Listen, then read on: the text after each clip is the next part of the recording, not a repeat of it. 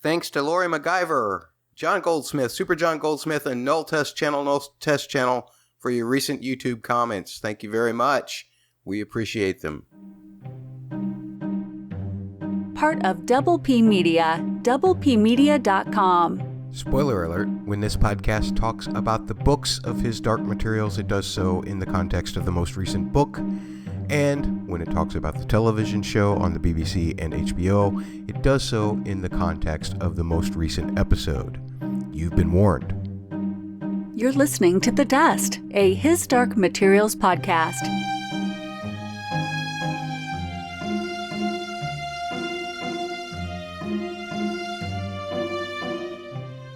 The Magisterium won this episode by a lot. Yes? No? Welcome to the Dust Podcast. And today we are covering His Dark Materials on BBC and HBO. Series 2, Episode 1, or if you prefer, Episode 9, The City of Magpies. Episode written by Jack Thorne and directed by Jamie Childs. And for a brief synopsis, Lyra and Will explore a new world. The Magisterium takes action on past events. Lee Scoresby embarks on a mission. That pretty much sums it up in just a few words, but we've got a lot more to say about this episode. By the way, my name is Double M. Double M? That's Matt Murdock, and I am joined by someone who always makes sure that she saves her red pandas for Season 2. It's Holly. Holly, how you doing? I'm doing great, Matt. It's been a great weekend. I really enjoyed this episode, and I'm so excited to talk about it. Folks, again, we're looking at Season 2, Episode 1 of this series, City of Magpies, which is the loose translation for what word, Holly? Chitagaze, or Chikaze. Okay, she says that so much better than me, so I'll probably refer to her all the time in saying that. However, we've got to rate this episode right up front. We want to tell everybody what we thought about it. You just saw it recently on HBO Max, and I'm going to ask Holly to rate this episode first. But because we are part of the Double P family of podcasts, some things around this podcast are going to change a little bit. Let me just say that. We're going to be doing recaps, which we hadn't done on this podcast before. We just kind of tried to get to the points. But this way, we're more in the fold of the Double P formula. And we're also going to give our ratings on a scale of 10. But we have to use at least doubles in order to create a scale to rate it on. So, Holly, how would you rate this episode, City of Magpies, on a scale of 1 to 10? I am going to give it 8.5 out of 10 double O's. Double O's? Odd omelets. Whoa, okay. I really loved this episode, especially the Will and Lyra stuff, although Mrs. Coulter and Ruta Scotty were very high up in my enjoyment of this episode as well. I thought they really had good chemistry, and I really liked the Chitagaze set, or Chikaze set. I'm going to stop doing that. But the city looked just like I imagined it did while reading the books. So I was very, very pleased with being back in this world for this episode, and I can't wait for more. All right. Well, I'm glad that you enjoyed the episode. I actually enjoyed the episode maybe just a smidge more than you. So I'm going to have to up my scale just a little bit. I'm going to give it 8.9, what I like to call triple T's. Triple T's? Terrifying tweezer torturings. Ugh. The music was fantastic. I loved Lauren Bau's score on this, and you know how I like to comment about that. We'll have some music coverage later on in the episode here. Ruth Wilson just totally killed it for me. She's so cold and so powerfully raged all the time. It's just crazy. I did like the Lyra and Will chemistry. You can never give me enough Bella Ramsey. She's a great little actress, and she didn't quite get the Lyanna Mormont role this time around. She played Angelica, one of those little girls in Chitagaze, but I loved her toughness. She always seems to get those tough roles. One thing that I didn't enjoy, and maybe this is why I took a little bit away from the episode, what did I miss, Holly? Because suddenly Lee Scoresby was talking about Stanislaus Grumman, and I didn't know that he knew anything about him. Plus, as far as the rest of the world is concerned, except for Boreal and whoever he might have told, doesn't everybody in the world think that Stanislaus Grumman is missing or dead? Yeah, And I'm going to be honest, I didn't fully finish my season 1 rewatch before watching this episode, so I can't remember if somebody mentions to Lee anything about Stanislaus Grumman. I think he may have just heard about him, because a lot of people have heard about him. It seems like, especially in the North, people just seem to know about him. He's kind of like a mysterious figure. I agree with you, Holly. I think that it's one of those things where I would have to go back and look. Maybe Serafina said something to him at the end of last season, but I just don't recall, other than you're kind of giving an idea for what might have happened there. That was really the only thing, and it's very nitpicky. That was really the only thing that I didn't enjoy about the episode, but it did take me out just a little bit. Yeah, I'm very much looking forward to meeting this character, and just the absence of the character did take away a little bit for me too, but it's just because I'm very, very extremely excited to meet him. So that was the only thing I left this episode wishing, is like, where is this guy? I need him now. Yeah. We had too much other stuff on our plate. Literally this time around, eggshells. Ooh. Eggshells. Ugh. Folks, we know what we think, and we're going to tell you all this episode what we think, but we want to hear what you think about this episode. So be sure to contact us with your feedback. We'll be sure to include it in this podcast. You can tweet to @TheDustPodcast. You'll either reach Holly or I. You can email dustpodcast@gmail.com. You will reach me there. You can leave a voicemail if you wish by calling 314-269-0421. And don't forget that we're also part of the Double P family. So our videos will be up on their YouTube.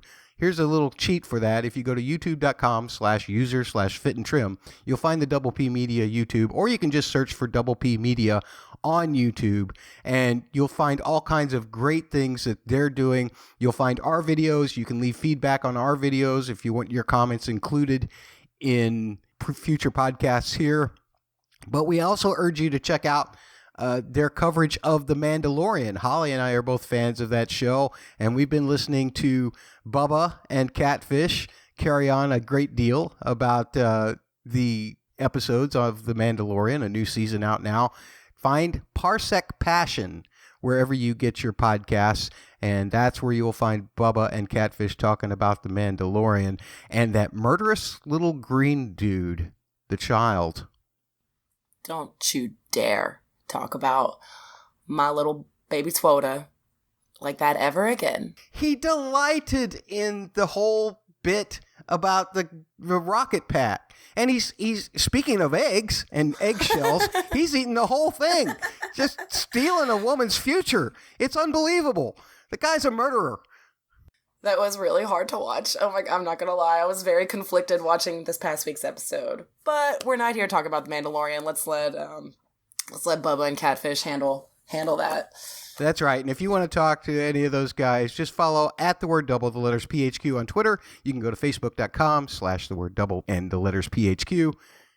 And once again, just search for Double P Media on YouTube. Comment, subscribe, rate, review. We need your reviews too. If you can leave written reviews wherever you get this podcast, we'd very much appreciate it. It's what helps us stay noticeable and stay ranked, right around number 30 out of 15 active podcasts covering this series. Holly, you ready to get into this story? Let's do it. So, were you disappointed at all by the fact that we got 3 minutes of previously on? No, because like I said a minute ago, I did not complete my season 1 rewatch of the first season. So I looked at it and was like, oh yeah, okay, this is what we talked about. Not that I forgot any of it, but it was just nice to, I enjoyed it. I was fine. Skipped right over all of that. I didn't want to know any of it. I just wanted to go into this season with fresh eyes, and that's what I did. I was like, and I'd skip forward a little bit, and it's like, wait a minute, that's still last season. That was a little bugging to me. I don't know. But I understand. It does give you a good refresher. And it's not like other shows haven't done the same thing. Yeah. We used to get 5 to 7 minutes of previously on Game of Thrones before an episode that was on last week. I was just about to talk about Game of Thrones and say I was old enough to remember when season 8 Game of Thrones intros previously ons were also 5 minutes each for like the whole last 2 seasons, really. They were very long. Absolutely. So after that previously on clip, that last 3 minutes, then they tried to build up the excitement even more with about, a 5 to 10 second long, very black, nothing screen. And then we hear a voice calling out for Lyra. And at first, I honestly thought that this was Mrs. Coulter's voice for a second, but I think it was Roger's. I thought it was Roger immediately. I knew it was Roger immediately. Yeah. Let me rephrase. I had to actually kind of rewind and watch it again, or just listen for it again, because I was like, I guess what I was thinking was, is Lyra hearing that from the window that she's near, the window between the worlds, or is she hearing that in her sleep? I think she's dreaming it. That's what I took from it. That's also what I took from it once I decided it was Rogers. So that makes a big difference. And she's very near that window that she crossed through in between worlds, but she's definitely in a new place. Then we have shots of Magisterium airships flying. We have shots of witches flying. We have Lyra walking through a jungle, and then she's in a rainstorm. And we have submarines and Magisterium men wandering around in there. A shot of Azrael's equations on that he had drawn from his place. And it's all intercut as we hear a voice that I think is Ruth Wilson saying, "Lord Azrael has torn up our sky and left the world in chaos. The witches believe that this is the start of a powerful prophecy, one that could destroy all existence or make it anew. It is time to prepare to draw sides." Those are some pretty ominous words. Now that we know that we're in multiple worlds, I guess these witches believe that everything could end, the whole universe or multiverse. This is the first parallel from the first episode of season 1, too, is having a witch kind of narrate for us and tell us, like, remind us where we're at. The 3 minutes of the previously on, aside. So I like how we kind of are keeping consistent there, even though it's a different witch talking this time, but just kind of setting the stage for us. Well, nothing can prepare you for Mrs. Coulter's arrival on your screen. She's in one of those airships, it looks like, and she's looking through this book that has some diagrams and everything, but she comes across a couple of pictures of Lyra. You would assume that one of those is from her time at the apartment because she looks about that age. You can definitely tell that one of them is from Bolvanger.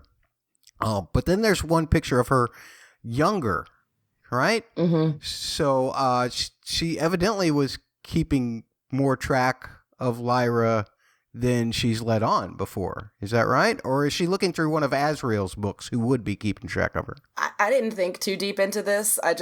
My first thought was like, oh, look, she has all of Lyra's school photos that I guess the master was sending her. But I think your description of where the photos were taken are more accurate than mine. Okay. Well, I mean, I assumed that was Azrael's book that she had taken from his place, and that she was after I thought about it. Oh, that actually makes perfect sense, because he would have the pictures of her and not Mrs. Coulter. Right. So yeah. So any thoughts about any of that stuff? I really appreciated how it started with her hearing Roger's voice, and then there was another moment where she's clearly just grieving for Roger, and I just appreciate that. And I have book reasons why I can get into this more. I think without spoiling the books, I think the books are paced quickly sometimes, and even though there's sad and emotional things that happen, you don't really have time to kind of sit and stew in it. And I feel like that was true between the first book or season 1 and season 2, and the second book is you don't really, Lyra still feels guilty, but we don't spend a lot of time, she doesn't spend a lot of time thinking about it. So Roger's almost feels like forgotten about sometimes. So I just really appreciated that we, get to see her grieve a little bit. And I don't know, that was important to me. Understood. And that's where we're at, where Pan says to Lyra that he's sad about Roger, but that they can't go back. And they find the city they saw in the sky back in episode 4 of season 1. And then we get really pretty much a new opening credit sequence. Lots of new shots in there. The music was changed a little bit. Lauren Balfe did a new arrangement of the score, which is, 8 seasons of Game of Thrones. The intro music pretty much didn't change at all, right? But this was interesting to have this change. A little bit different instrumentation. I don't think the tempo was any different and the key wasn't any different, but the rest of it did make the images pop to me actually a little more when I watched it this time around. There's more of the knife in there. We see that tower that we see in this episode, and there's another device towards the end of all of that that I don't know. We can call it a machine for now, or we could just call it something that we haven't identified yet. There is new Latin lyrics from Lauren there. The Latin lyrics talk about the knife as opposed to in season 1. They talked about something totally different. So that's interesting. What other things did you pick up, Holly? I'm glad you said that about the instrumentation being different, because sadly I didn't really notice that part, and I wouldn't have noticed that the lyrics were different either had the lovely Mr. Balfe not made that post on Twitter with the lyrics and the translation. So thank you for doing that. That was awesome. So I'm gonna just continue to leave all the music stuff for you, Matt, because you're much better than me. But yeah, I also picked up on the other changes with the knife and the hilts, and the angel on the hilt kind of matches the angels that we've been seeing around the city. But the most interesting thing is towards the end, after the stairs, they pan back. In season 1, we're clearly in Lyra's world, and you see Lee's balloon crossing over the snowy mountains. But now we're in Chagaze, and that's how we end, or we pan out on that scene instead. So I like that change, and it also just made me wonder if we are going to see that, kind of like with Game of Thrones, how the locations would change in the intro depending on the episode. I wonder if that part of the intro will change for us when they go to different worlds. I also noticed that Lyra's world, when it kind of pans out and they're all stacked on top of each other, it looks like Lyra's world, or the version we saw in season 1, is right below the version we see in this season. And I'm going to guess that Will's world, or our world, is the one that's right above it. Kind of connecting both of them to Chagaze. So that's my theory. I don't know if it's correct, but that was what I thought. The connecting world, that's what Chitagaze is. They both came from different places, so that's a wonderful observation there. Then we go back to the dark. MacPhail is trying to brief the Cardinal about the window that Azrael had created, and that the world that opened had already been there, is what he suspects. The Cardinal is not happy about that at all. He calls it heresy, but he also decides that he's going to not go out and look for himself, which I found funny. That's so typical of somebody who's closed-minded. It's like, no, I've got my idea, but you're not. I'm also not going to let you show me anything that might prove my idea wrong. That sounds really familiar too. to real world things. Yes. I was getting some serious vibes from that guy. I was like, ugh, I don't like him. He reminds me of somebody I hate very much. Well, then you have poor old Fra Pavel, who is, Borealis threatened him. He's just a little sheepish little guy, but he introduces an idea of interrogating a witch that they have evidently caught, or at least detained, and now they have her in custody completely. So who pops up, happening to be in the meeting, not in any shot until she speaks? Mrs. Coulter is there, and boy, is she ready to go at this interrogation. When the Cardinal starts throwing things around on her, then, about whether she saw Azrael or not, she tells him that she didn't, which is a lie. But she convinces the Cardinal to let her do this interrogation. She talks about how they all failed. And finally, the Cardinal agrees to her using what she says she can be more persuasive than everybody else. And I'm just like, the way that MacPhail reacted to her offering to do the interrogation, women can't do this, blah, blah, blah. I was just thinking, the chauvinism in this regime is crazy. This is my favorite magisterium-centered scene, just from Father MacPhail trying so patiently to explain to the Cardinal about the world, and he's just not having it, not hearing it at all. Yeah, but the claws come out just as soon as Mrs. Coulter's in the picture. Absolutely. And even then, she's being like so calm and cool and collected, but when she's speaking, you can see the saliva like in her mouth. Like I don't know if you noticed this, but like I could see it like in her teeth. It's just there, and like as restrained as she's being, I just felt like all of her anger because I could see that saliva. I don't know that maybe that's just me, but it was just are you watching this in a movie theater? My eyes aren't that good anymore. I watched it on my laptop. Well, I have to put it on the poll. Does the Cardinal have a drinking problem? Because it seems like Mrs. Coulter gets his ear just as soon as she shoves that wine in front of him. Oh, yeah. She knew what she was doing. Smart lady. Soften him up. So Lyra and Pan have now got to Chitakaze. They've broken into a tavern.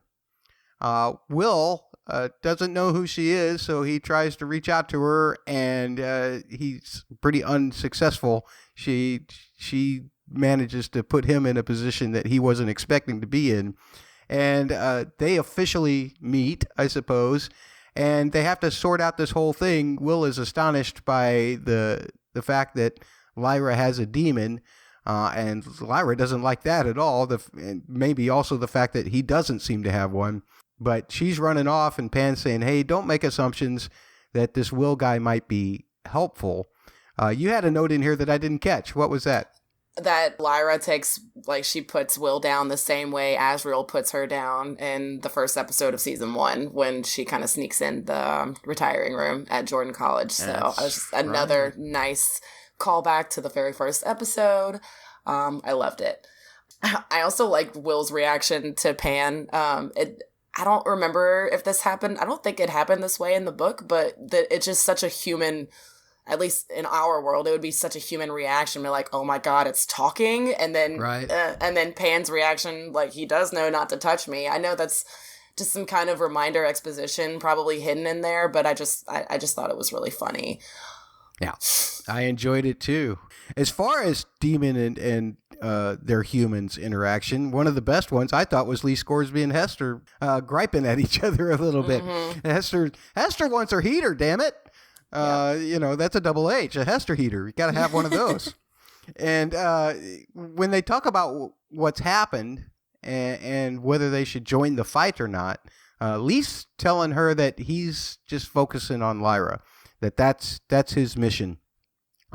Which seems to me, if I recall right, was kind of the mission that Serafina had put him on.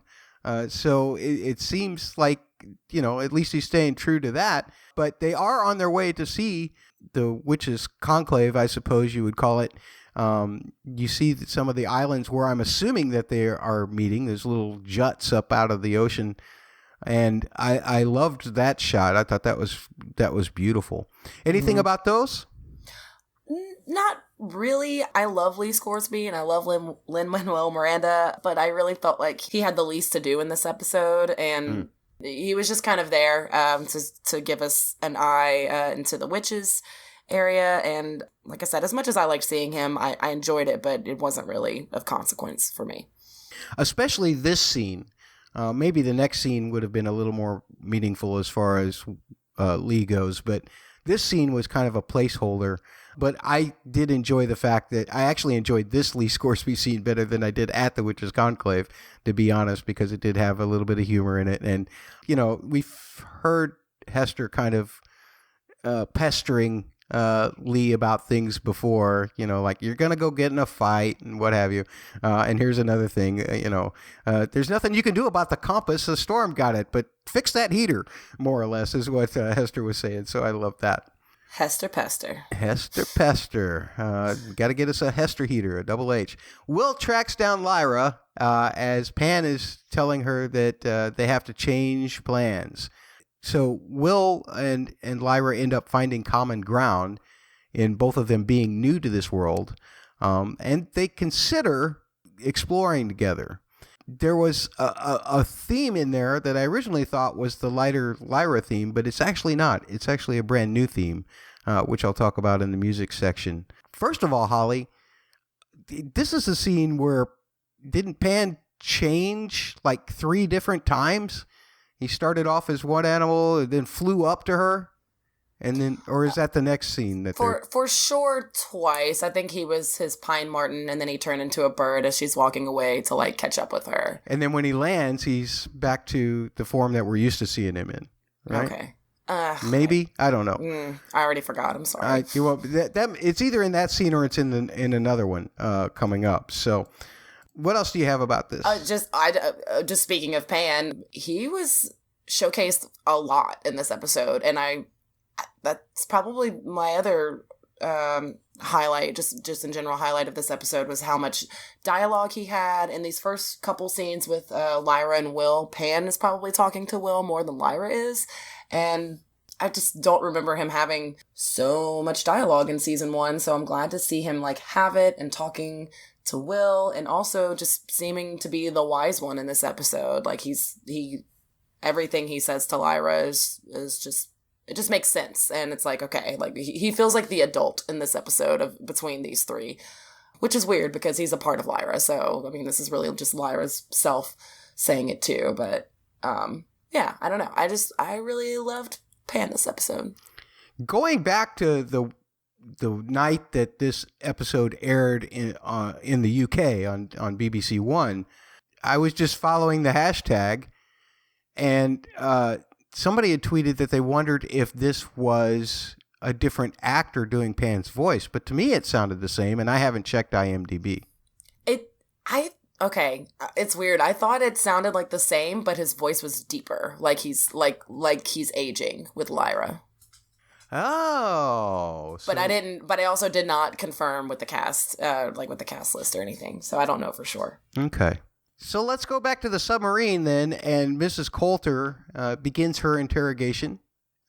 She starts with some pleasantries, I guess as pleasant as she can possibly get. We see a witch. She is bound. Her demon is caged. Coulter is asking for information regarding Lyra. And then, of course, she breaks out, I've already mentioned her triple T. Triple T? Terrifying tweezer torture method. That's her triple T method. She removes Cloud Pine from under the witch's skin. Ouch. That's got to hurt more than, just removing a splinter, right? Yeah. I don't know if it's a spoiler to talk about the Cloud Pine from a book perspective, just to highlight the difference. Is that something we want to do now or save for book talk? As long as it achieves the same purpose, I guess we could talk about it here. Okay, yeah.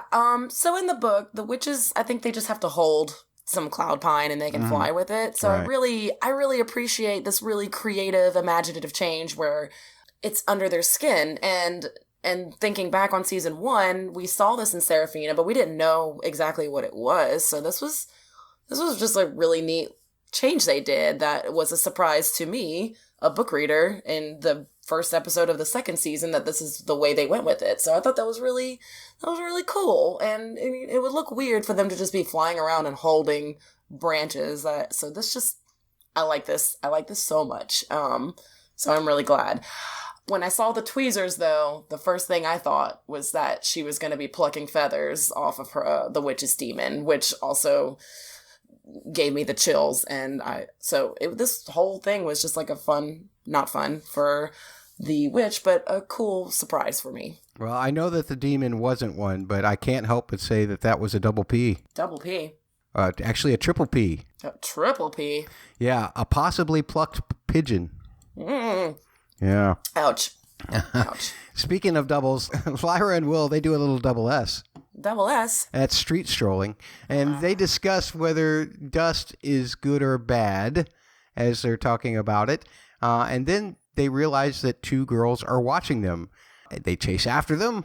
They corner them. And this is where we get our first appearance of little Liana Mormont. Bella Ramsey playing Angelica is the character's name. The girl explains that Shizukaze was abandoned by the adults because of specters, described as creatures that suck adults' insides out, the part that makes them human, but it doesn't affect kids.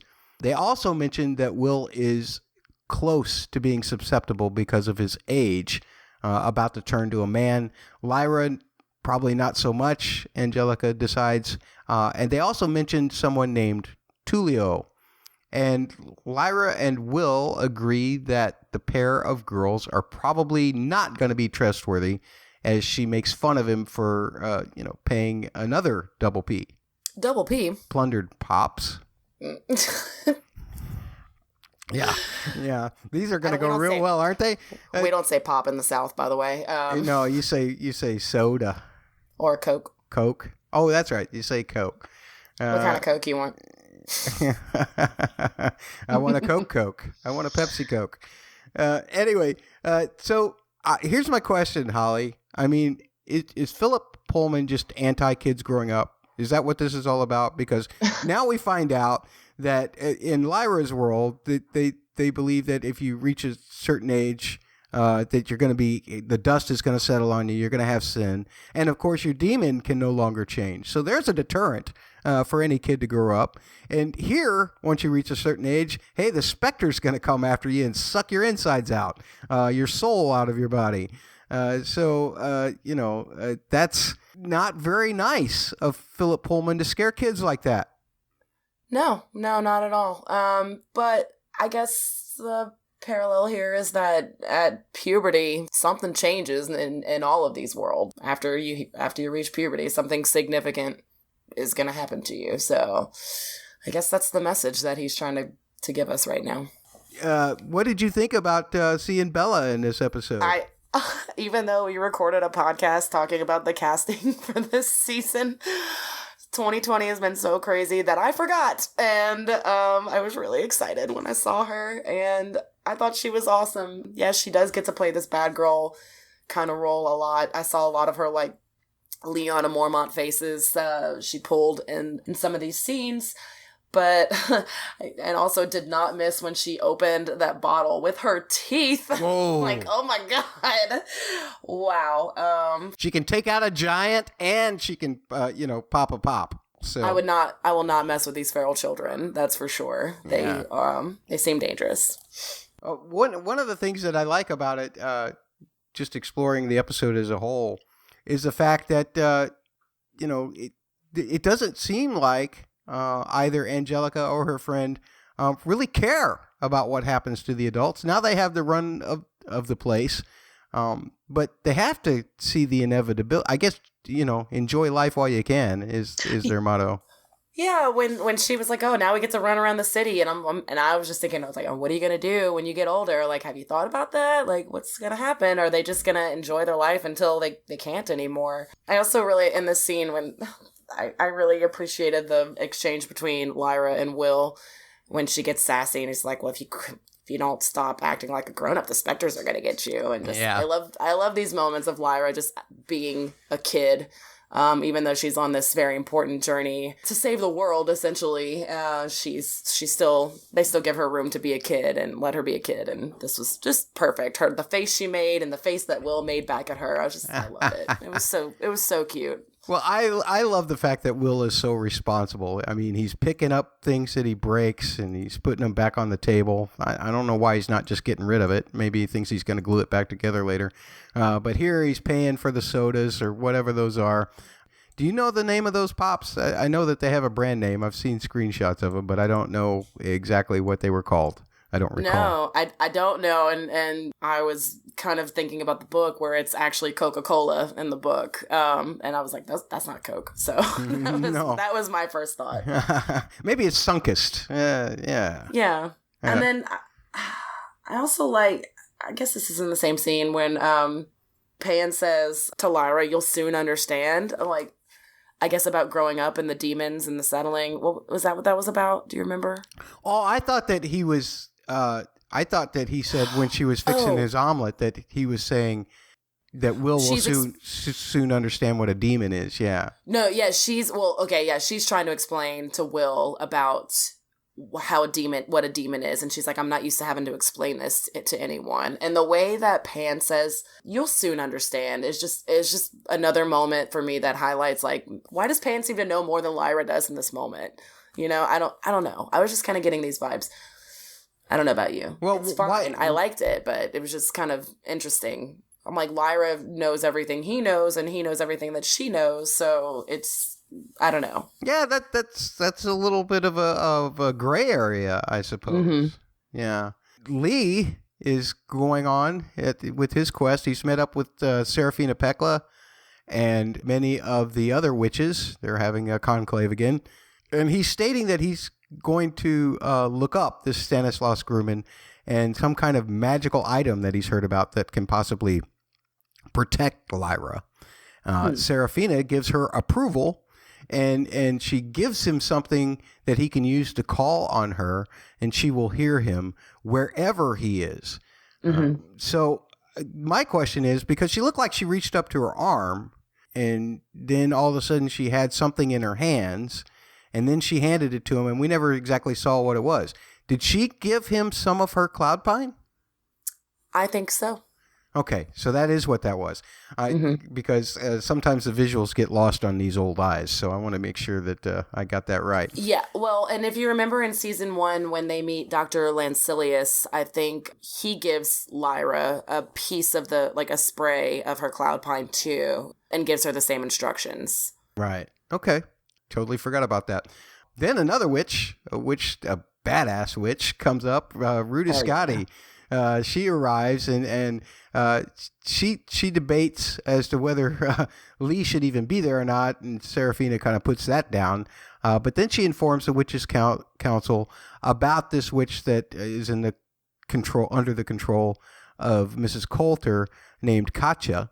She says that they need to start waging war against the Magisterium. The interesting thing to me about this is that the majority of that conversation, we don't hear from the two of them. I mean, we hear there are two demons working this out. And Serafina's demon is saying we have to protect the prophecy, but Ruta's demon is saying, there's things that are just as important as the prophecy. And then, without even hearing another word from Ruta Scotti here, she's flying off, and the demon takes off, and it's like, whoa.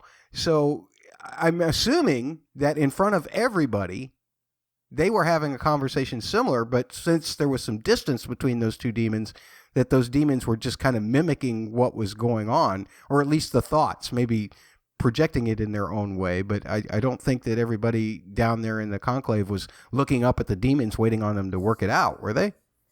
No, I don't think so either. I think it was just kind of to remind us viewers. And I know I talked about this last season, how sometimes the demons will settle disputes between the humans in their own way. And just like the Golden Monkey and Pan.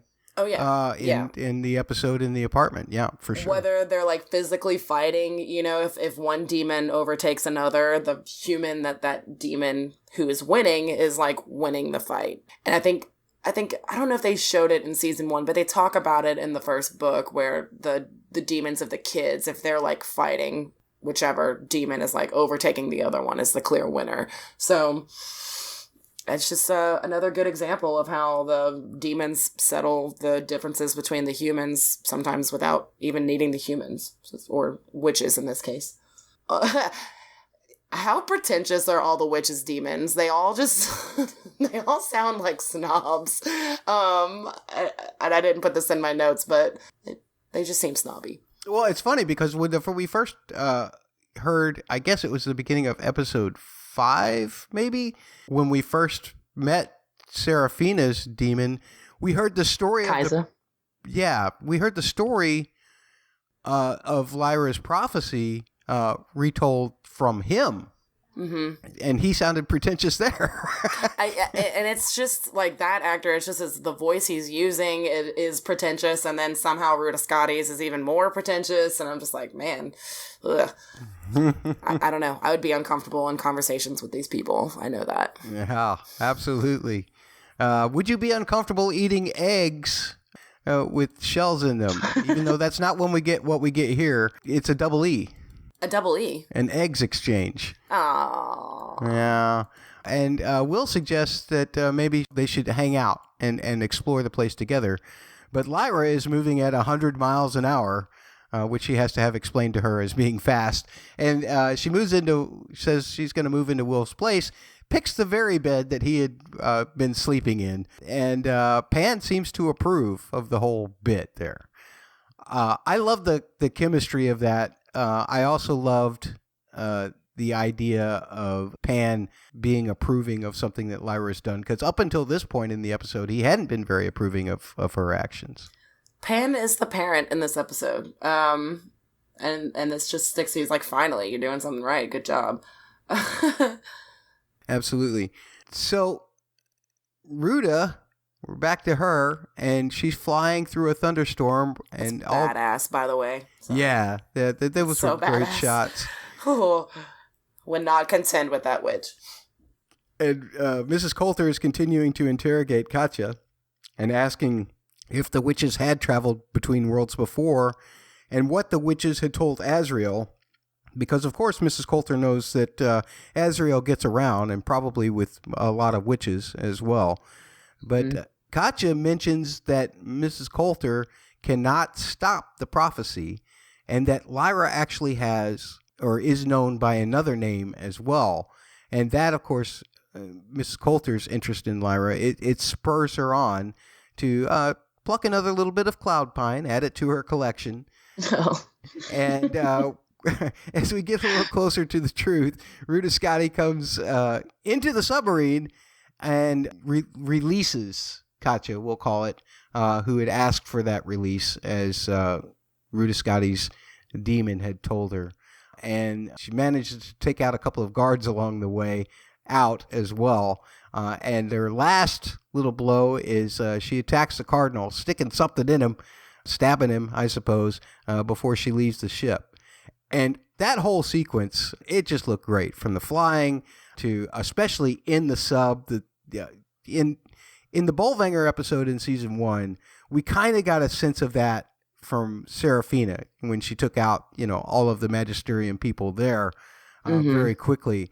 But this seemed just so much more epic and badass to me. I just absolutely loved it.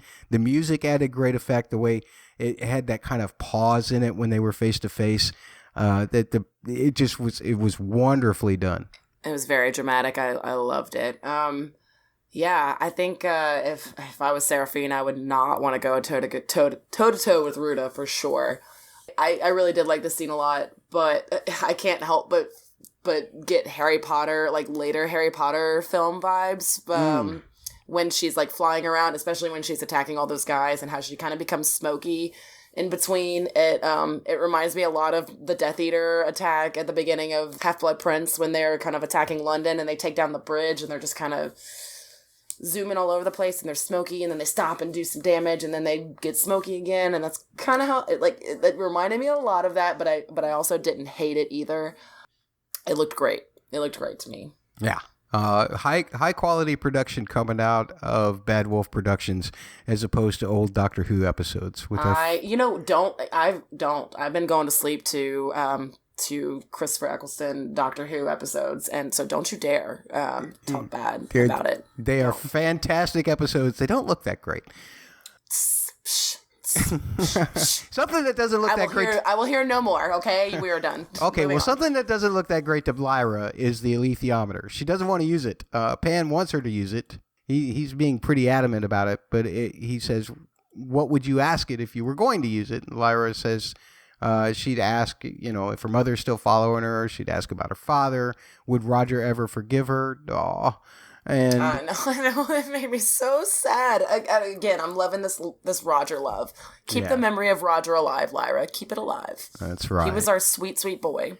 But Pan's being a little more practical about it. He just wants her to use it to find out about the things that she's been seeking knowledge about, like the dust or what have you. And while she's having problems with using the alethiometer, Will's having problems being a plumber. He's working on the shower. It's a double S. A double S. A sucky shower. A sucky shower. But once he gets it working, Pan encourages her to use it. Instead, she decides to do some double C. Double C. Crappy cooking. Oh. But Will, he seems fairly gracious about it, even though, she's the one who ends up biting into her own omelet, and you hear the crunch when she bites into it. Oh my God, it was so much better that she realized her own mistake too.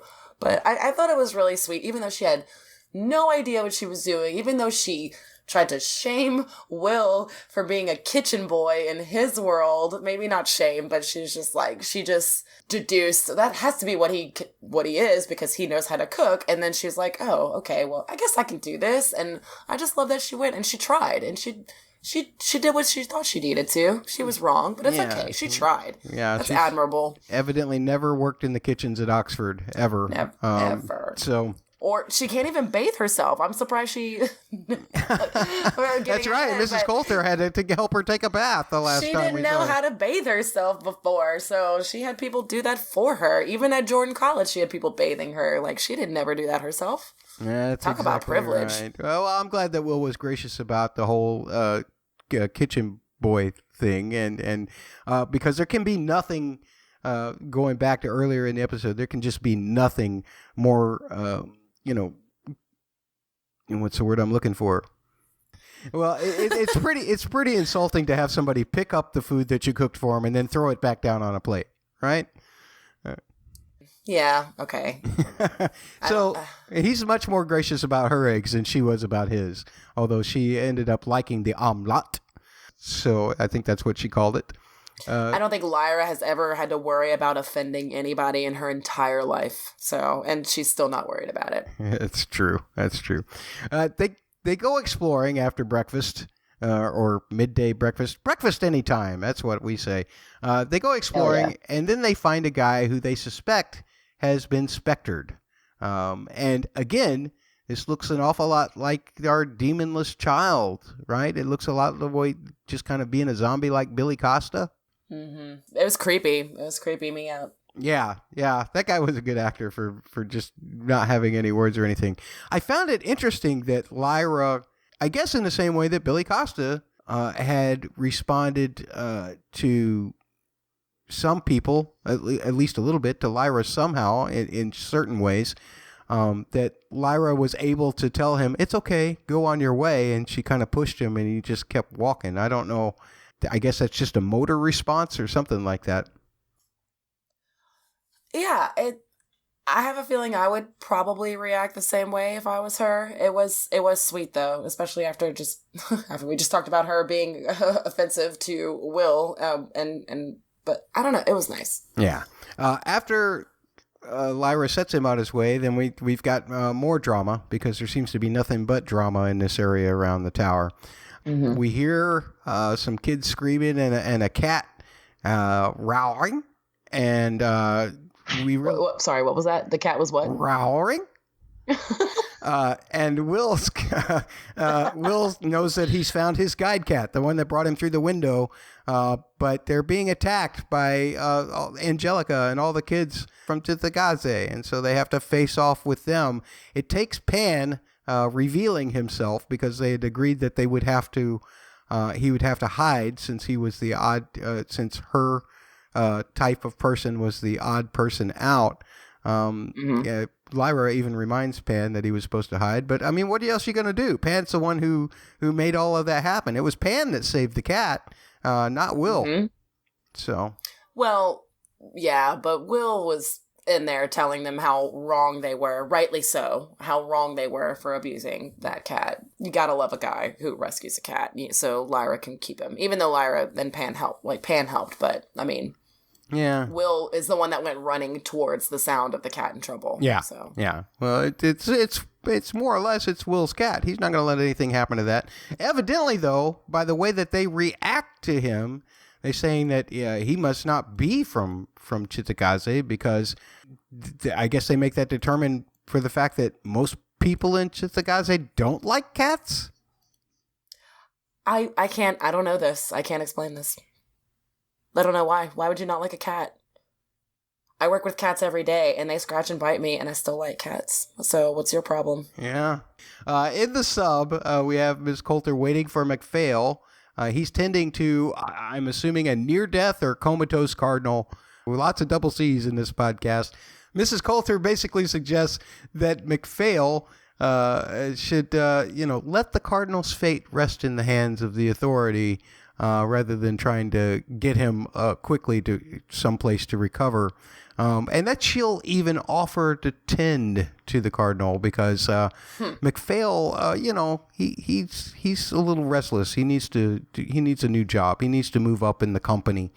Plus, she kind of proposes that maybe some perks can be exchanged along the way. Perks, huh? Yeah. She was willing to take that sin, take that L. Yeah. Just to get in. Yeah. I love the way Mrs. Coulter is manipulating everybody from one way and the other. So... where Ruta Scotty comes out and just beats the crap out of you. It seems like Mrs. Coulter eats you up from the inside. She's much more like a specter. I might have skipped over this in my notes because I don't remember saying it, but you can edit it out if I did. But I love that I can go from hating Mrs. Coulter for doing all the terrible things to Lyra and her friends, but then rooting for Mrs. Coulter in these situations where she's just surrounded by these stupid double M's. Double M's. Magisterium men. So I root for her in those scenes, and then in other scenes when she's like torturing a witch, I want to punch her in the face. And the fact that I can feel both ways about her in a single episode is just, man, it's a credit again to Ruth Wilson and her incredible acting. I love her. Yeah, well, we got to go back to Shitakaze now because we get my favorite triple S. Wait, a triple S? Yeah, a Slinky Spectre shot. Oh. And it's followed by a conversation between Will and Lyra about Ambaric versus electricity. And evidently everybody switches their words around depending on what world you're in. But who's right? Is it electricity or it is Ambaric? Who's to say? We'll say electricity in this world because this is the world we live in, but I don't know. There's no reason that Lyra's not right from her perspective. Yeah. Well, it all comes together when they realize that no matter what words, the different words that they use, they do seem to use the same word for a place, Oxford, and they're both from there, and that's awesome. So she wants to go to Will's Oxford to find some answers about dust, and he's not really happy about it, but he does realize that he still has some responsibilities. I would assume he's thinking about his mother back home as well. But they're gonna go, but they're gonna wait until the morning. First thing that I have to say is every great series has a smoke monster. Lost had a smoke monster. You think of Game of Thrones with Melisandre's shadow baby. And now we have smoke monsters in Tsutagaze as well. So they are the specters. They all go by different names, but they're essentially just the smoke monster. So I love that. To me, one of the most fascinating things about computer graphics is how well they do these kind of vapor type beings. And this one was no disappointment whatsoever. It was fantastic to me. Well, they can only get better as technology improves. So every smoke monster coming after this will be better than the last, probably. That's true. I guess depending on budget, but that's what I'm gonna assume. All right. Any other thoughts about this? Just again, I love these. This is why the Lyra and Will stuff for me is my favorite, because I just adore these scenes where they're figuring out, they're saying the same things in different words, and then they're like, what? And I just love that. I think it's really cute. It's a good way for us to get to know both of them while they're getting to know each other, and I hope we see more of it, because, their worlds are very different, so I hope this isn't the end of these types of little scenes and dialogue, because I just think it's really cute. Yeah, I think that's great, but they've got to get to Oxford the next day, so I guess Lyra doesn't want to be a double S. A double S? A stinky student. No. And so she's going to take a shower, and then we get the red panda. See what I did there? See what I did? I see what you did there. All that red panda. Oh my god. It's so cute. Everybody loves red pandas. If you don't, what's wrong with you? That thing is precious. Those things should be they should be protected and out in the wild. We don't need to see them on TV. Well, we didn't. We saw a CGI one, so okay, it's cool. that's fine. I don't even want to see a puppet of one of those. Oh, what? Oh my God! But what if Baby Yoda had a red panda to play with? Oh my! If you want to find out, listen to Bubba and Catfish speculate about that on the Parsec Passion podcast. That's a triple P. Oh, okay. It's a plug for our fathers. For the pod fathers. The pod fathers. Yes. But anyway, so Lyra's in the shower. It works just fine for her because I guess Will finally figured out how to be a plumber. So he's turned his thoughts to his dad's letters instead, which he managed to grab from his house. And he's reading through them as he sits outside by a tree. And after the shower, Lyra decides that she is going to use the alethiometer. She needs to find out if she can trust Will because the device is always going to tell the truth, she tells Pan, but it doesn't always reveal everything as per her experience with Roger. And she wants to trust Will just to be sure. She wants to be sure about Will. And it tells her that Will is a murderer, but a good kind. It's fine. He's fine. There are good murderers and there are bad murderers. You know, he's a murderer. Okay, he could stick around. It's good. Oh, he's my kind. He's just like Yorick. He's a good murderer. Just like Yorick. Yes, but she also figures out the alethiometer tells her probably more than she wanted to know. In this case, maybe it was listening to her, saying it doesn't tell her enough. But it tells her that he is connected to this place and that he has something to do here, and perhaps that they both have something to do here in Chitakaze.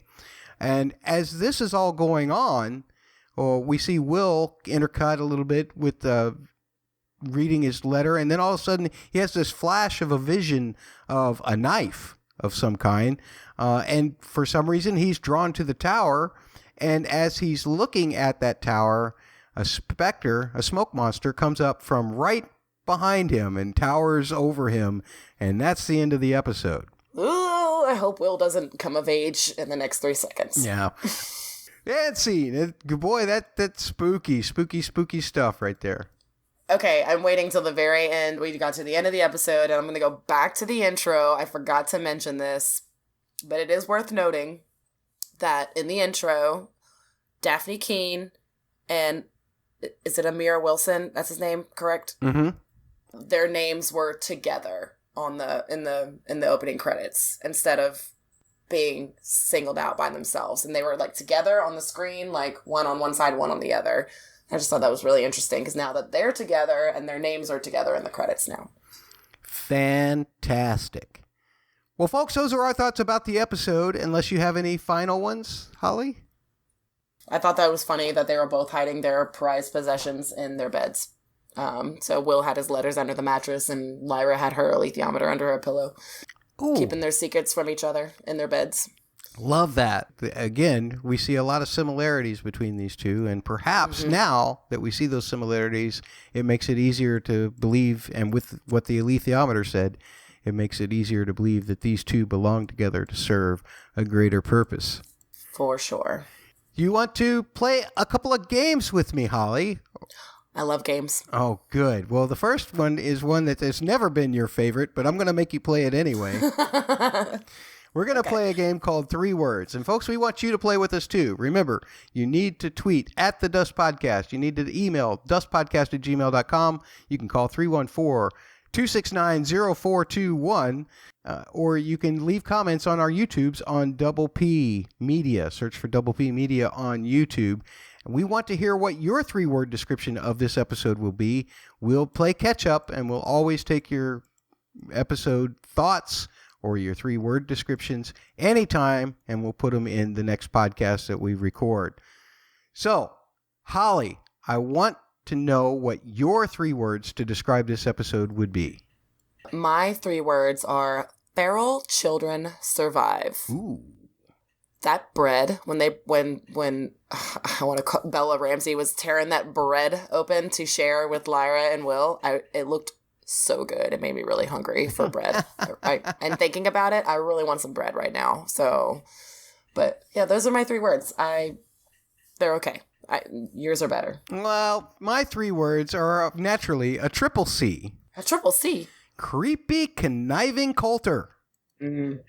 That was one of the big highlights of the episode for me, as I love the Will and Lyra stuff, but just watching the wheels turn inside Mrs. Coulter's mind, Ruth Wilson just did such a fantastic job. It's amazing to watch that. So not so much a full description of the episode as it was just my favorite part. Okay. So there you go. Back a while ago on the Double P, Catfish and I did a podcast on Lovecraft Country, which we called Shagath's Surprise. You can still find that on the Double P main feed. But we started doing a couple of games on our own, and I really took to this one, so I'm bringing it over to this podcast as well. It's called What's Worse? We're going to give you two situations, and then Holly has to argue one side, and I have to argue the other. So I'm going to go first, and I'm going to ask this question. What's worse? Only getting the tough girl roles, or knowing that as far as those tough girl roles go, and if you're having their career at that your first one was your best one? And I'm talking, of course, about poor Bella Ramsey. She's gotten 2 roles now where we've seen her as the tough girl. But to me, Liana Mormont's character was far superior to Angelica so far. What do you think? Oh, it's early to say that her first role as a tough girl was the best when we haven't seen her role finish playing out here. I'm still gonna say, knowing that maybe your first tough girl role was the better role, or worse tough girl, I guess. Just because I don't think in this situation, we have Bella Ramsey was in Game of Thrones. This show, I would love this show to be as big as Game of Thrones, but I don't think it's going to be. So that's got to be a little tough for her. And I think that's worse because if she can get tough roles, like there'll be more tough roles that'll come for her, and that she can just continue to make money being a tough girl. So I think it might be rough for her knowing that her first role was the toughest. Oh, see, now I'm going to argue the exact opposite way. I think you're completely wrong. I think that getting tough girl roles at all can be very typecasting. Now we've seen it just happens over and over and over and over again for this poor Bella Ramsey. She's never going to get to play the Emma Watson parts, is she? If she keeps doing these so well. I think if I having no experience as an actor, I think it's really hard to get roles as an actor. So getting any type of role is better than getting no roles. So if you're playing Joffrey Baratheon, do you really want to walk down the street and have people snicker and sneer at you the way that they do at poor Jack? Yes, because Jack is going to get a lot of money for the rest of his life from that show, hopefully. Oh, boy. I wish I was Mr. Gleason, that's for sure. Don't you? Right? So, again, I think I'm sticking with my argument. All right. So, there is our debate. We're going to put it on the poll. Again, which is worse? Only getting tough girl roles for the rest of your career, or knowing that the first tough girl role that you got was probably your most successful? Now, Holly, you have one for me, don't you? God, okay. Well, because I really picked my what's worse because I couldn't answer it. So my what's worse is the quiet rage of Mrs. Coulter, where she has so much hate in her heart and can do terribly evil things, but she is so high up with the magisterium and can manipulate anybody into doing what she wants to. Is that worse? Or the completely outward, in-your-face rage of Ruta Scotty, who is going to shame you in front of a bunch of other witches about not acting, and then just go ham on when you're fighting and just go really hard and take out all these people. Those are two different kind of dangerous women, and I actually don't know which one's worse. So okay, well, I'm losing my own game. Well, folks, then if that's the case, if Holly can't even answer her own question, which seems to me quite pointless for even asking the question, maybe not. Maybe we could just put it up on the poll. What do you think, folks? Look for these polls at The Dust Podcast on Twitter. The quiet rage of Mrs. Coulter versus the in-your-face rage of Ruta Scotty. So we'll ask the listeners to decide. Speaking of listeners, we did get some feedback from our friends in the UK who had already seen the episode. Again, this episode just aired this evening as we record on HBO Max. Louise Jones, who is at One Dart Lou, we love her, says, only Mrs. Coulter could make tweezers so terrifying. And some horror-filled emojis there, for sure. What did at Laz0908 have to say, Holly? That's our friend Laura Silvertongue. She said, felt a little rushed, but I felt that about parts of season 1 that other people thought were slow, so take that with a pinch of salt. She also said, a good setup for the rest of the season. Chitagaze looks incredible. Lyra and Will's chemistry shows promise. Ruth Wilson is glorious. Absolutely. His Dork Materials, at His Dork Material on Twitter, says, fantastical Chitagaze, Ruta rules. That's a double R. But the witch's culture needs more time on screen for us. Wonderfully immersive sets and brilliantly clever writing. I agree. His Dork Materials has been agreeing with me this whole time. All right. Miles McLeod, at McLeod_Miles with a Y, says, the scenery and effects were pretty damn amazing considering it's the BBC. The music, as always, was spot on, beautifully written. Shout out to Mr. Balfe. I think for a Series 2 first episode, it did well and dived straight in. Still a bit cheesy at times, but all in all, a great start, for sure. What about Ollie? Ollie enjoyed seeing more of the leadership of the Magisterium, and that death. Ooh, Chitagaze looked amazing, just as the book described it. Ruth Wilson stole this episode for me. Even in those few scenes, she displays so much, yet so little also. Ollie is also agreeing with my points in this episode before I made them, so good job, Ollie. And I agree. All right. Thank you at Ollie__JC. Appreciate you chiming in with the podcast. And that's all the feedback that we have, given the early returns for this episode for the U.S. But please, again, dustpodcast@gmail.com, or you can tweet to The Dust Podcast on Twitter, or once again, you can call 314-269-0421. You can leave comments on the Double P Media YouTube if you're getting this via video. We really appreciate it. Time to move on to the music. And we heard a lot of the old themes from season 1, but we got 2 or 3 really notable new ones in this premiere episode. And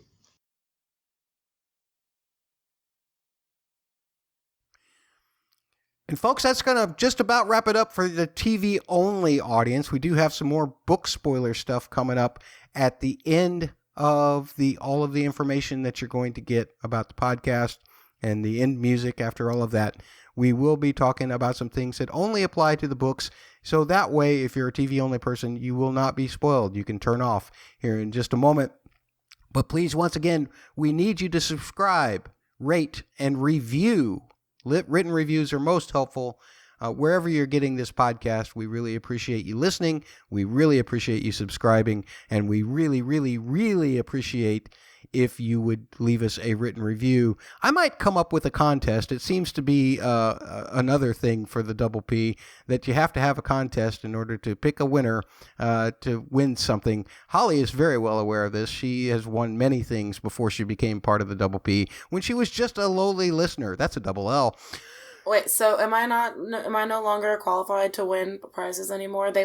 Our bosses won't say one way or the other. And obviously I'm not going to try to win on this podcast, but they have some really cool Mandalorian stuff that I got my eye on. And I just need to know, am I eligible? Well, you will have to ask the Double P family of podcasts, and you do that by tweeting to @double, the letters PHQ, or you can go to Facebook and complain there. Facebook.com/double, the letters PHQ, or you can leave a comment on their YouTube. That's youtube.com/user/fit and trim. That's FITTENTRIM.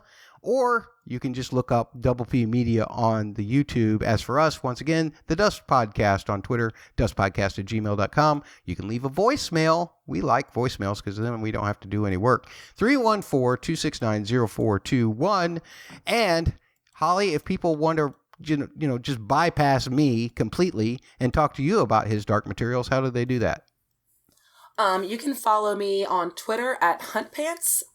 That's my weird Twitter handle. And I can tell you how to win prizes from the Double P Media because I've won 3 times. Yeah, It's really easy.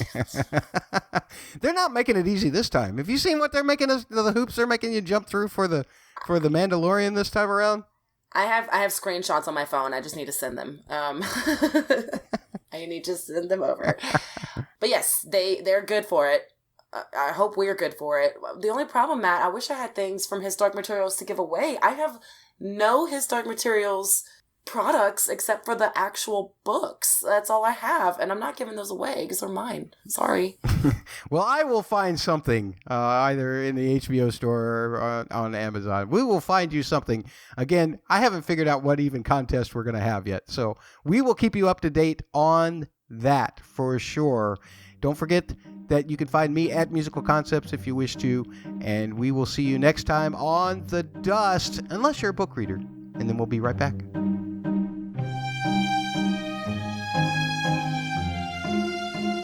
Tweet the podcast at The Dust Podcast. Send emails to dustpodcast@gmail.com or call 314-269-0421. Please subscribe, rate, and review wherever you get your podcasts.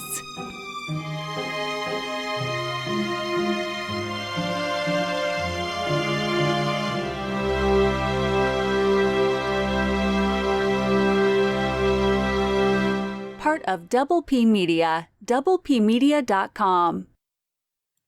So, you're still here. Yeah, that means that you're a book reader, right? Either that, or you want to be spoiled about what might happen in the television series or about differences between the television series and the books. And hey, I'm okay with that. I really am. If you want to be spoiled, that's fine. But don't say I didn't warn you. If you're not a book reader and you don't want to be spoiled, you have until 3, 2, 1. If you're still here, we're moving on because it's time for the Double B. Double B. The book bitchin' section. So, here we go. The new credits, I mentioned earlier, I didn't want to spoil, but this, it appeared to me, Holly, that it was the machine, a part of the machine that Mary Malone has, right? So, the computer, the cave, that's what you mean? Yes. Okay. I don't know. It's hard to say. You're probably right, but I was also thinking, isn't there a machine in the Amber Spyglass too that they are trying to use? Maybe the Magisterium or Azrael. I forgot what they called it. It was some. I'm a bad book reader, y'all. I'm so sorry. It's probably the cave though. Okay. You're right. Well, I'm just thinking that if it applies, okay, so we'll say this. If it applies to this season, then it's Mary Malone's machine at the cave. And if not, then it may be the thing that Holly mentioned. What have you got for me, Holly? I liked how we got a tease of what Lyra is also, like the prophecy about Lyra and the other name that she's known as. And I thought that Katya was going to say it, but she didn't. But for those of you who are here and have read the books and just want a reminder. It's kind of a Bible thing. It's kind of a Bible thing. We're in book time. We're in book spoiler. We're in book talk. So it's Eve, guys. Lyra is Eve. Lyra is Eve, ladies and gentlemen. There you go. Oh. Speaking of that witch, pretty sure it's been a hot minute since I read A Subtle Knife, but I'm pretty sure it was Seraphina who killed this witch that was under magisterium control in the books instead of Rudiscotti. Because Rudiscotti, if I recall, most of her book 2 time is spent off page chasing down Azrael, right? Which is still to come if she's going to decide to do that. I don't know if they're going to do that, Holly. Oh, they could. Why not? Well, they absolutely could. They absolutely could. One of the interesting things, and this was, I feel like, would have been a great episode. They were going to write an episode that wasn't really in the books, but it was about Azrael building that world that he does. Oh, the Republic of Heaven. That's right. And they didn't do it because of COVID. Yeah. So I don't know if that's going to kind of put a jag in Ruta Scotty's storyline or not. They have all of the other episodes within the book to go, but that one was going to be like kind of an offshoot where we were actually going to see Azrael do the building of that. So that would have been great to see Ruta in that episode with him, which I suspect was the plan, but I don't know. Yeah, I have no problem with this change from the book, and this change in the character a little bit. It's fine with me. Ruta's not the most important character in the story, so if they want to make her a little bit more aggressive in her convictions, I'm okay with that. I think it really worked, the way they portrayed her in this episode. It worked really well for me. Yeah. Well, see, the thing that worries me is witch. The thing that worries me, Holly, is that she made such a big splash in this episode that I feel like we're gonna feel like we're not getting enough of her now if we're watching it as a TV show. That's the thing that worries me. It's like, wow, this is so fantastic. Now I want to see her in every episode, and I don't know that we're going to see that. You have a good point. I think we might, though, and I feel like this is a shortcoming for the book for me. I mentioned it earlier, just how they don't really, the pacing is fast in the book in a lot of places, and it's so fast that I've read this series 5 or 6 times, and I always forget Ruta's, like, what the important thing she does. I think, for me, she's just like another witch character. She's not as important as Serafina, in my opinion. Doesn't mean she's not important. It's just, I have a hard time remembering why she's important. So I guess that's why I'm forgiving of any changes they make with her character to make her more memorable. Mm-hmm. If that makes any sense. Yep. Forgive me, book readers, y'all. I have read these books several times, and I struggle with holding on to certain details for some reason. So just have patience with me, and feel free to yell at me on Twitter at HuntPants anytime you want. Yeah, well, that kind of concludes my double L laundry list about the books for this particular episode. How about you? What else have you got on your double L? I wrote no notes about it. I think overall, despite the changes we just talked about, it still felt really true to the first book in the Subtle Knife. And I'll just, again, kind of echo what I said about the fast pace of the book kind of undermines the emotions in the scenes.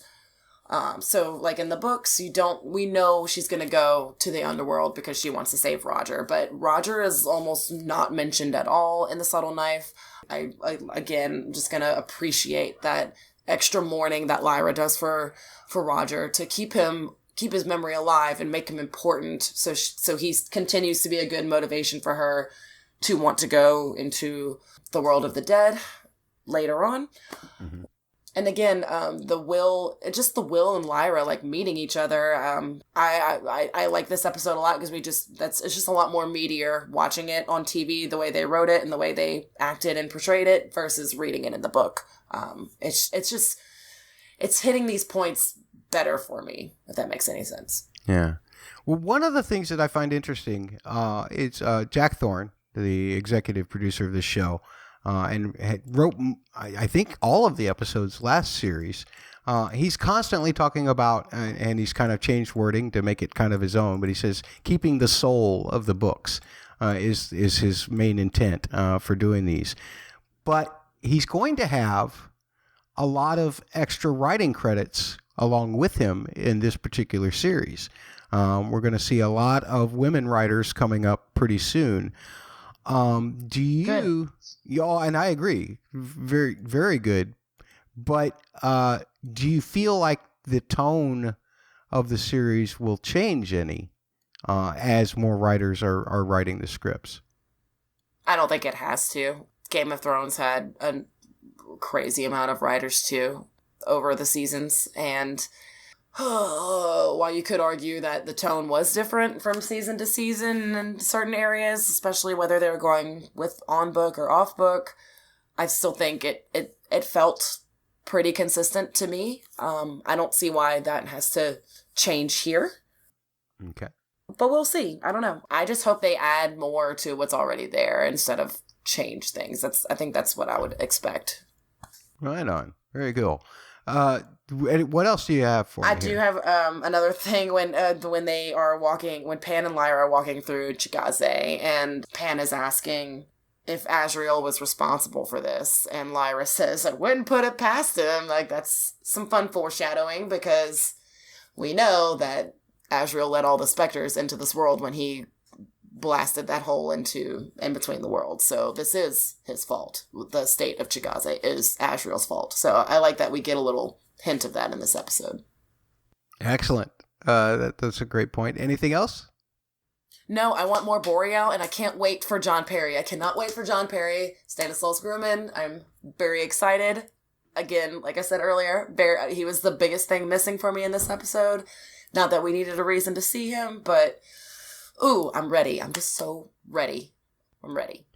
Yeah, when you think about it, since there's only 7 episodes, that means we're going to get less of him than we had hoped. I'm hoping we're going to see him in the next episode, or Lee gets closer to him at least. Whew.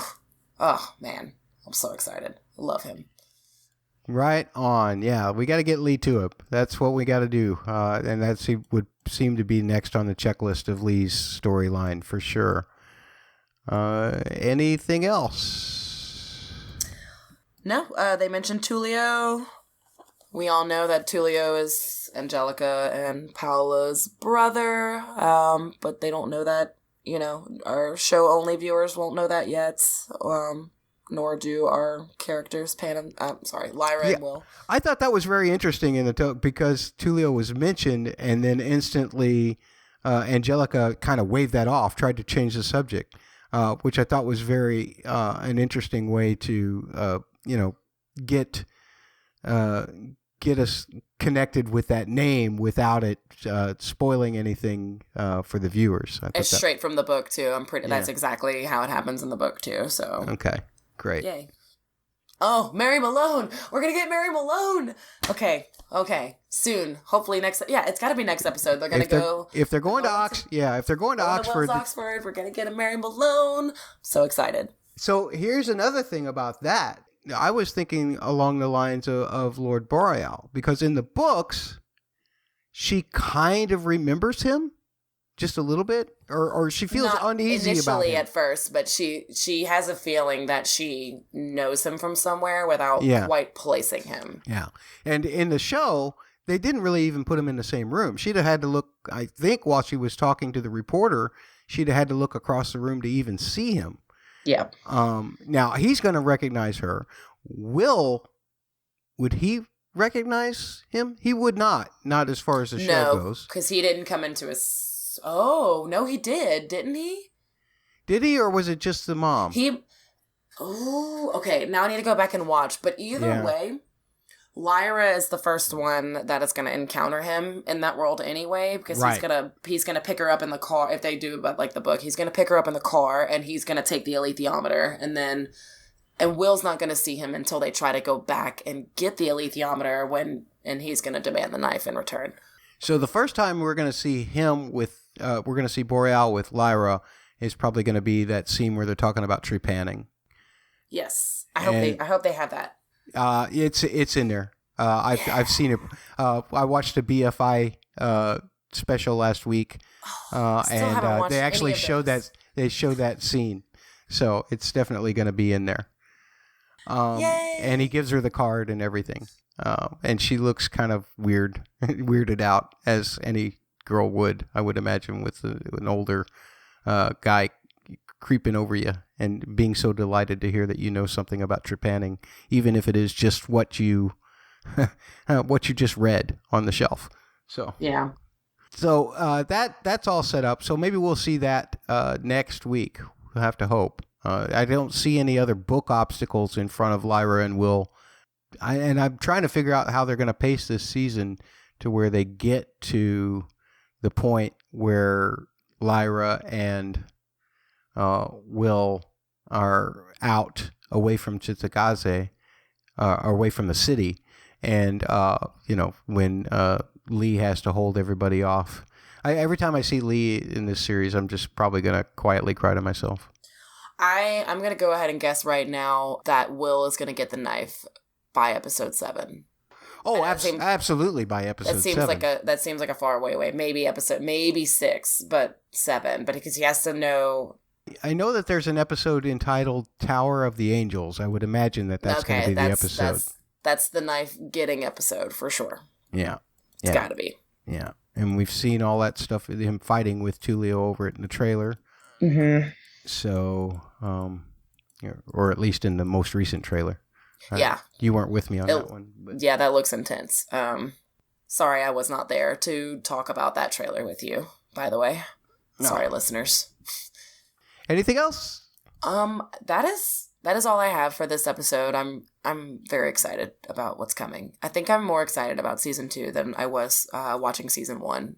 I don't know if that's just 2020. I haven't had enough good things and finally got one of my good things back, and it's even better because 2020's been so bad, or what, but I'm enjoying the heck out of it. So, hooray. Give me more. We did get some YouTube comments, which were very helpful from the boss. Oh, boy. And some people who agreed that Subtle Knife was their favorite book, so maybe they'll have a renewed interest in the TV series as well. Interesting. I think it might be my favorite too. I think The Golden Compass is a better start to finish, like, contained story. But this is where things just pop off, and I love it. What did the boss say? He said that too? Yeah, the boss said that Subtle Knife was his favorite book of the series. So, I don't know if he's read past the trilogy, though. What are you doing with your life, Bubba? You can find me at Musical Concepts if you want to talk to me, and I will respond to you vaguely about book stuff so that I don't spoil the rest of Twitter. Holly, how can they contact you? You can find me on Twitter at HuntPants. Please shame me for not being the best book reader. There are other podcasts that are better at this than I am, for sure. I listen to them too. So feel free to check all of us out. Check all of us out. The whole community of his Dark Material podcasters is very supportive of each other. We very much appreciated support from the various podcasts, and of course support from our friend Mr. Lauren Bow, friend of the podcast. We appreciate everything he's done for us as well. That's it. See you next time when we will be covering a new episode of his Dark Materials on The Dust Podcast.